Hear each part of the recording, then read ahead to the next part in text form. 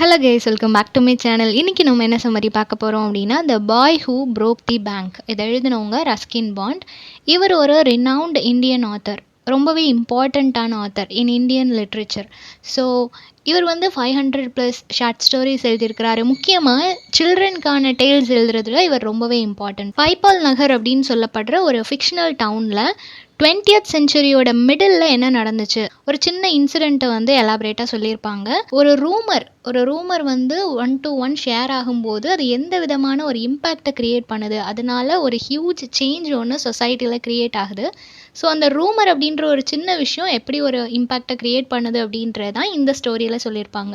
இதோட டோன் அப்படின்னு பார்க்கும்போது ரொம்பவே ஹியூமரஸ் அண்ட் ஆல்சோ சட்டேரிக்கல் டோனில் சொல்லியிருப்பாங்க. முக்கியமாக இதில் அப்சர்டிட்டியை ஹைலைட் பண்ணியிருப்பாங்க. அப்சர்டிட்டி அப்படின்னு சொல்லும்போது ஒன்றுமே இல்லாத ஒரு விஷயம் இல்லையா, அதில் பர்டிகுலராக எந்த ஒரு இமோஷன் எதுவுமே இருக்காது, பட் அதை பற்றி நிறையா பேசுவாங்க. ஸோ அந்த மாதிரி ஒரு கிளியர்னஸ் இல்லாத ஒரு விஷயத்தை தான் அப்சர்டிட்டின்னு சொல்லுவோம். ஸோ அந்த அப்சர்டிட்டியை ஹைலைட் பண்ணியிருப்பாங்க. ஸோ இந்த ஷார்ட் ஸ்டோரி 1966 பப்ளிஷ் பண்ணியிருக்கிறாங்க. ஒரு கலெக்ஷனில் தான் பப்ளிஷ் ஆகிருக்கு. ஓகேவா? ஸோ கேரக்டர்ஸ் பார்த்துடலாம். நத்து அப்படின்றவர் ஒரு யங் ஸ்வீப்பர் பாய். இந்த பைப்பல் நகர் அப்படின்னு சொல்லப்படுற அந்த இடத்துல வந்து ஒரு பேங்க் இருக்குது. அந்த பேங்க்கில் தான் இவர் வந்து ஸ்வீப்பர் பாயாக ஒர்க் பண்ணிகிட்ருக்கிறாரு. தென் சீதாராம் அப்படின்றது ஒரு வாஷர் மேனோட சன் அண்ட் ஆல்சோ நத்துவோட ஃப்ரெண்ட்.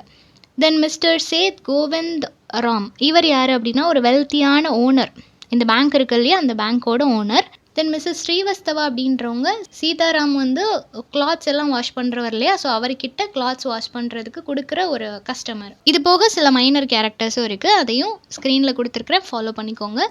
ஸோ ஸ்டோரி எப்படி ஸ்டார்ட் ஆகுது அப்படின்னா, இப்போது கோவிந்தோட அந்த பேங்க் இருக்குது இல்லையா, அந்த பேங்க் முன்னாடி நத்து வந்து ரொம்பவே கோவமாக பெருக்கிட்டு இருக்கான். யூஸ்வலாக அவன் பெருக்கிறது தான், பட் இன்றைக்கி வந்து ரொம்பவே கோவமாக அந்த இடத்த பெருக்கிட்டே இருக்கிறான். அப்படி அவன் பெருக்கிட்டு இருக்கும்போது அந்த வழியாக சீதாராம் நிறைய ஃப்ரெஷ் அயர்ன்டு கிளாத்ஸ் எடுத்துகிட்டு அந்த இடத்துக்கு வந்துட்டு இருக்கிறாரு. ஸோ அவர் வந்து டெலிவரி கொடுக்கறதுக்காக போகிறாரு. சரியா? அவர் அப்படி போயிட்டு இருக்கும்போது நத்துவை பார்க்குறாரு. நத்துவை பார்த்த உடனே அவன் இப்படி கோவமாக பெருக்கிட்டு இருக்கிற பார்த்து, என்னாச்சு, எதுக்காக இவ்வளோ கோவமாக இருக்கிற அப்படின்ற மாதிரி கேட்குறாரு. ஸோ அதுக்கு நத்து என்ன சொல்கிறான் அப்படின்னா, இந்த பேங்க்கில் நான் இத்தனை வருஷமாக ஒர்க் பண்ணிகிட்டு இருக்கிறேன். இவங்க எனக்கு வந்து சேலரியில் ஒரு இன்க்ரிமெண்ட் கொடுக்கலனாலும் அட்லீஸ்ட் எனக்கு கொடுக்க வேண்டிய டைம்லையாவது சேலரியை கொடுக்கலாம் இல்லையா. டேட் இன்னைக்கு 20 ஆகிடுச்சு, ஸ்டில் நான் இன்னும் இந்த அமௌண்ட்டை வாங்கவே இல்லை, அவங்க எனக்கு தரவே மாட்டுறாங்க. ஸோ எனக்கான ப்ராப்பரான அமௌண்ட் இந்த பேங்க்லேருந்து எனக்கு கிடைக்கவே மாட்டிருக்கு அப்படின்ற மாதிரி அவன் ரொம்பவே ஃப்ரஸ்ட்ரேட்டடாக பேசிகிட்டு இருக்கிறான். இதை கேட்ட உடனே ஸ்ரீராம் வந்துட்டு, சரி ஓகே, நீ எதுவும் ஃபீல் பண்ணாத, வேறு ஏதாவது ஜாப் பார்த்துக்கலாம் அப்படின்னு சொல்லிட்டு அவன் அந்த இடத்துலேருந்து கிளம்பி போயிடுறான்.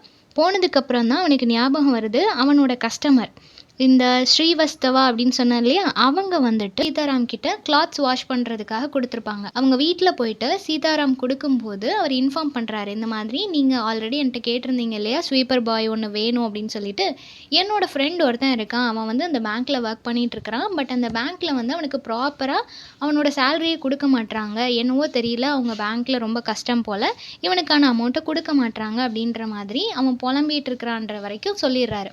இவர் வந்து எதார்ச்சியாக அவனுக்கு ஒரு ஒர்க் கிடைக்கணும் அப்படின்றதுக்காக அவனோட சிச்சுவேஷனை எக்ஸ்பிளைன் பண்ணுறாரு. இந்த லேடி அதை கேட்டுட்டு சரி ஓகே அப்படின்னு சொல்லி நான் பார்க்குறேன் அப்படின்ற மாதிரி சொல்லிடுறாங்க. சொன்னதுக்கப்புறமா இந்த லேடி வந்து இந்த விஷயத்த அவங்க வீட்டில் இருக்க மெய்டிட்ட சொல்லிடுறாங்க, குக் பண்ண வர்றவங்க கிட்ட சொல்லிடுறாங்க. அது மட்டும் இல்லாமல் மார்க்கெட்டுக்கு போகிறாங்க, கிளாத்ஸ் கொஞ்சம் பர்ச்சேஸ் பண்ண வேண்டியது இருக்குது அப்படின்னு சொல்லிட்டு மார்க்கெட்டுக்கு போகிறாங்க. அப்படி மார்க்கெட்டுக்கு போனவங்க அங்கே அவங்களோட ஃப்ரெண்டான மிஸ்ஸஸ் பூஷனை மீட் பண்ணுறாங்க. 2 பேரும் ஒரு டர்மரண்ட் ட்ரீ அடியில் நின்று ஷாப்பிங் எல்லாம் முடிச்சதுக்கப்புறம் பேசிகிட்டு இருக்கிறாங்க. வெதர் கண்டிஷனை பற்றி பேசுகிறாங்க, எவ்வளோ ஹாட்டாக இருக்குல்ல அப்படின்ற மாதிரி பேசுகிறாங்க.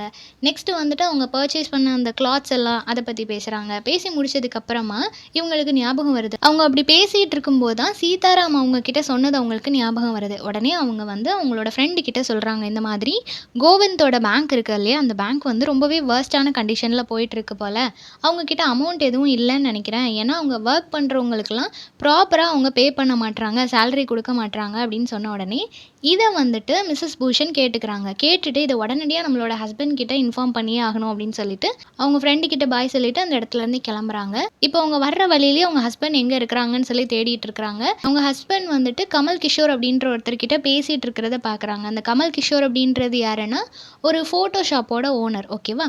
ஸோ இவங்க நேராக போயிட்டு அவங்க ஹஸ்பண்ட் கிட்ட சொல்கிறாங்க, இந்த மாதிரி அந்த கோவிந்தோட பேங்க் வந்து ரொம்ப வேர்ஸ்டான ஒரு கண்டிஷனில் இருக்குதான், அங்கே இருக்கிறவங்க யாருக்குமே அமௌண்ட்டு சரியாக கொடுக்க மாட்றாங்களாம், சேலரிலாம் பே பண்ண மாட்றாங்களாம் அப்படின்றத இவங்க இன்ஃபார்ம் பண்ணதும் இதை வந்து கமல் கிஷோர் கேட்டுக்கிறாரு.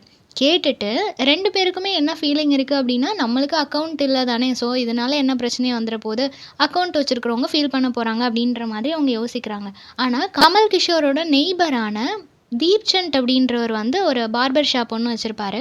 அவருக்கு வந்து அந்த பேங்க்ல அக்கவுண்ட் இருக்கு அப்டின்றது இவருக்கு தெரியும். ஸோ, அவர்கிட்ட நம்ம சொல்லணுமே அப்பதானே அவர் அவேரா இருப்பாரு. அவரோட அமௌண்ட் அவருக்கு கிடைக்கணும்லன்னு சொல்லிட்டு, இவரு வேகமா போயிட்டு அவர்ட்ட இன்ஃபார்ம் பண்றாரு. இந்த மாதிரி அந்த பேங்க்ல வந்து பேங்க்ரப்ட் ஆயிட்டுன்னு நெனைக்கிறேன். அமௌண்ட்லாம் கிடைக்காது.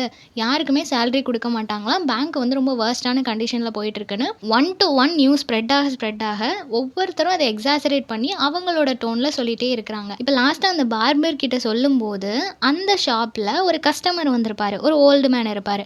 அந்த ஓல்டு மேன் வந்து கேட்டுட்டு ரொம்பவே பயந்து போயிடுறாரு. ஏன்னா, அவருக்கு அக்கவுண்ட் இருக்கும்.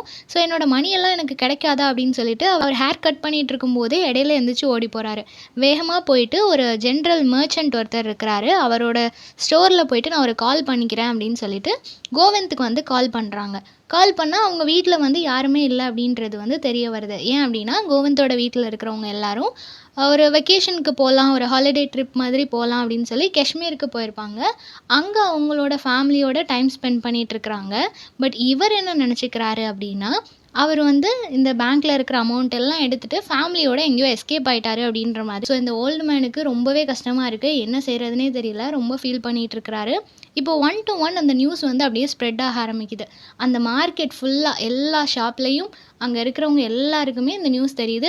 இந்த பேங்க் அங்க அக்கவுண்ட் வச்சிருக்கிறவங்க எல்லாரையும் ஏமாத்திடுச்சு. கோவிந்த் வந்து எல்லா அமௌண்ட்டையும் எடுத்துட்டு ஓடி போயிட்டான் அப்படின்ற மாதிரி நியூஸ் வந்துட்டு. இது கேட்ட உடனே எல்லாருமே பயந்துட்டே இருக்கிறாங்க. ஈவன் ஒரு பெக்கர் கூட பயப்படுறாரு. ஏன்னா அவரும் ஒரு ₹1000 டெபாசிட் பண்ணியிருப்பாரு. ஸோ அத உடனே வித்ட்ரா பண்ணியாகணும். என்னோட அமௌண்ட் எனக்கு வேணும் அப்படின்னு சொல்லிட்டு. ஏன்னா அவங்க பெக் பண்றாங்க அப்படின்னா எவ்வளோ கஷ்டப்பட்டு அந்த அமௌண்ட் சேர்த்துருப்பாங்க. ஸோ அவங்களுமே ரொம்ப பயப்படுறாங்க. என்னோட அமௌண்ட் வேணும் அப்படின்னு சொல்லிட்டு எல்லாரும் சத்தம் போட ஆரம்பிக்கிறாங்க. ஒரு கட்டத்துல எல்லாரும் அவங்க இஷ்டத்துக்கு ஒவ்வொரு ரூமர்ஸ பேச ஆரம்பிக்கிறாங்க. ஒரு சிலர் சொல்றாங்க, "அவன் அமௌண்ட் எல்லாம் எடுத்துட்டு ஓடி போயிட்டான்" அப்படின்ட்டு.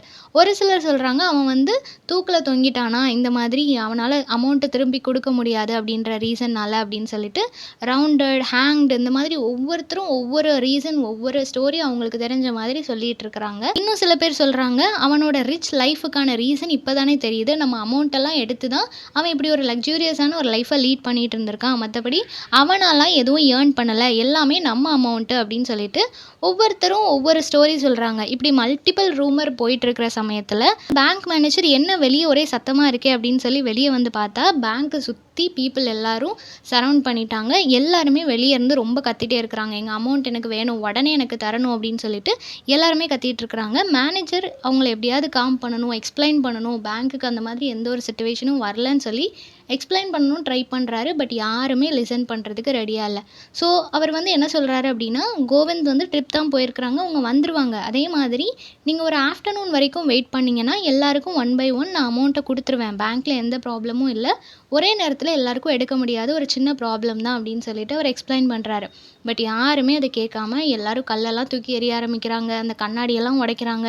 ரொம்ப அந்த மேனேஜர் கிட்ட ரூடா பிஹேவ் பண்ண ஆரம்பிக்கிறாங்க. ஒரு கட்டத்துல அவரால சமாளிக்க முடியல. அவர் அங்கருந்து ஓட ட்ரை பண்றாரு. இந்த மாதிரி எல்லாமே ரொம்பவே கிளம்ஸியா கொலாப்ஸ்ட் ஆயிட்டு போய் இருக்குது.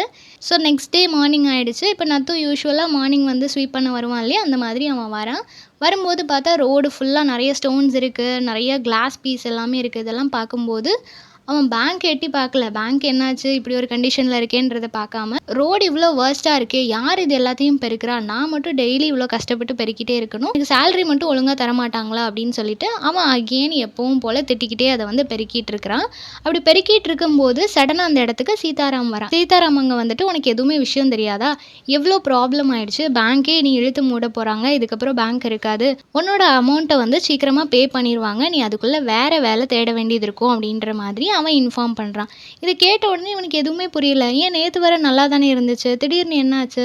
எதுக்காக பேங்க்க மூடணும்? என்ன ப்ராப்ளம்னு சொல்லிட்டு அவனுக்கு ரொம்ப கன்ஃப்யூசிங்கா இருக்கு. பட் இன்னொரு பக்கம் சரி நம்ம அமௌண்ட்ட சீக்கிரம் தந்துருவாங்க அப்படின்னு சொல்லி அவனுக்குள்ள ஒரு சந்தோஷமும் இருக்கு. ஸோ லாஸ்ட் வரைக்கும் அவனுக்கு என்ன ப்ராப்ளம்? யாருனால இது நடந்துச்சுன்றது யாருக்குமே தெரியாது. பட் நத்து வந்து சொன்ன ஒரு வேர்டு தான் இந்த அளவுக்கு ஒரு சேஞ்ச் ஆயிருக்கு. அதுதான் இவ்ளோ பெரிய இம்பாக்ட்ட கிரியேட் பண்ணியிருக்கு அப்படின்றது வந்து அவனுக்கு தெரியாது. ஸோ டைட்டிலுமே அததான். அந்த பாய் ஹூ ப்ரோக் தி பேங்க்ன்னு குடுத்துருக்காங்க இல்லையா? ஸோ, அவன் வந்து சொன்னது அவங்க அமௌண்ட் குடுக்க மாட்றாங்க. பேங்க்கோட கண்டிஷன் வொர்ஸ்ட்டா இருக்குன்னு தான். பட் அது வந்து அந்த பேங்க்கே இடிஞ்சு போப்போது, பேங்க்கோட கண்டிஷன் ரொம்ப மோசமா போகுது, அப்படி இப்படின்னு ஒவ்வொருத்தரும் ஒவ்வொன்னு சொல்லி, அட் லாஸ்ட் அவன் சொன்ன மாதிரி எல்லாரும் சேர்ந்து அந்த பேங்க்க இடிச்சுட்டாங்க. ஸோ, இதோட மாரல் அப்படின்னு பார்க்கும்போது ரொம்பவே சென்சிபிளான ஒரு விஷயம். என்ன அப்படின்னா, நம்ம ஒரு விஷயம் பேசும்போது, இல்ல வேற ஒருத்தவங்க கிட்ட இருந்து ஒண்ணு கேட்குறோம். அத மத்தவங்க கிட்ட ஷேர் பண்றதுக்கு முன்னாடி கொஞ்சம் யோசிக்கணும். இத நம்ம அவங்க கிட்ட சொல்லலாமா? இல்ல இது உண்மதானா? அப்படின்றத யோசிச்சுட்டு பேசணும் அப்படின்றது தான் இதோட மாரல். ஓகேவா? ரொம்பவே சிம்பிளான அண்ட் ஆல்சோ தாட் ப்ரொவோக்கிங்கான ஒரு ஸ்டோரி. ஸோ இந்த சம்மரி எல்லாருக்கும் புரிஞ்சிருக்கும்னு நெனைக்கிறேன். நெக்ஸ்ட் என்ன டாபிக்ல வீடியோ போடலான்னு சொல்லி கமெண்ட் பண்ணுங்க. தேங்க் யூ ஃபார் வாட்சிங்.